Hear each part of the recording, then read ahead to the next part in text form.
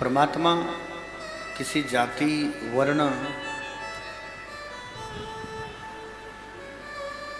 से कृपा नहीं करते हैं। परमात्मा तो सदा कृपालु ही है, दयालु ही है।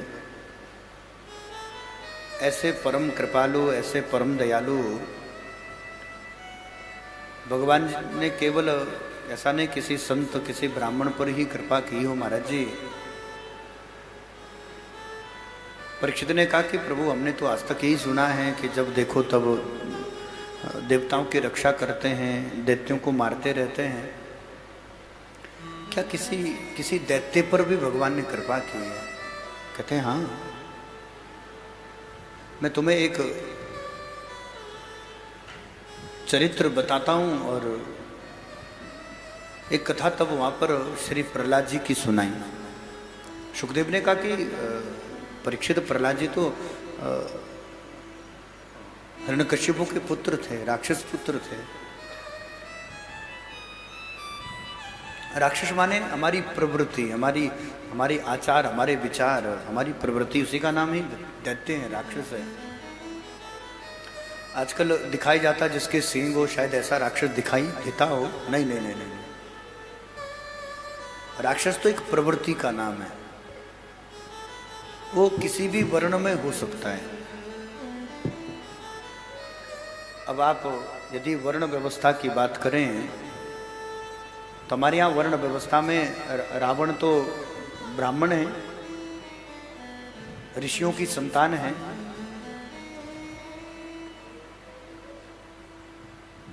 ऋषि पुत्र है, जाति वर्ण से ब्राह्मण है। अब हमारा जो दर्शन है, भारत की जो फिलोसफी है वो अलग है। वेदज्ञ है, वेद पढ़ा हुआ है, वेद पाठी है, संध्या भी करता है, गायत्री भी करता है, यज्ञ भी करता है, विद्वान भी है, ज्ञानी भी है, तंत्र मंत्र यंत्र भी जानता है। हम तो कहे षड्यंत्र भी जानता है। ये तंत्र का भी विशेषज्ञ है, मंत्र का भी विशेषज्ञ है, लेकिन रावण तो षड्यंत्र का भी विशेषज्ञ है। तंत्र मंत्र यंत्र षड्यंत्र का विशेषज्ञ है। इतना बलशाली है कि प्रसन्न होकर महादेव को प्रसन्न करने के लिए कैलाश को ही भुजाओं पर उठा लेता है। महादेव को रिझाने के लिए अपने 10 सिरों को शंकर को अर्पण करता है। महादेव का परम उपासक भी है।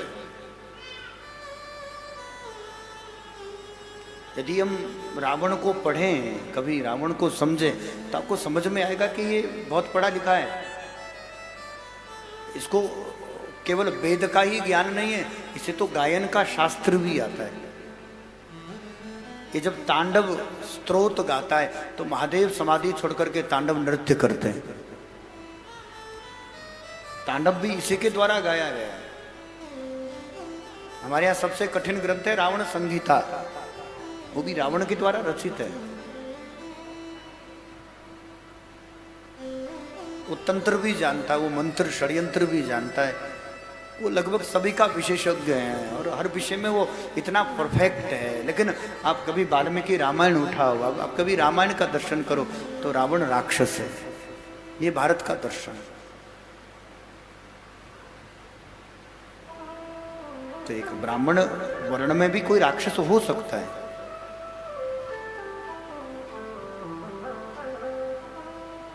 अच्छा, दूसरी बात,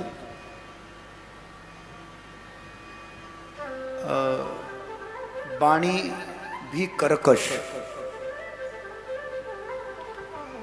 रंग भी काला, जाति वर्ण भी निम्न, बहुत निम्न वर्ण, मनुष्य भी नहीं महाराज जी, पक्षी, और पक्षियों में हंस भी है, लेकिन ये पक्षियों में गीध है।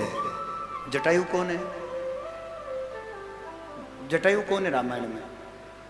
गीध ही तो है। तो गीध जब बोलता है तो मीठा बोलता है या कर्कश बोलता है? रंग भी काला, जाति वर्ण भी निम्न जाति, और खान पान भी अच्छा नहीं है। क्या खाता है?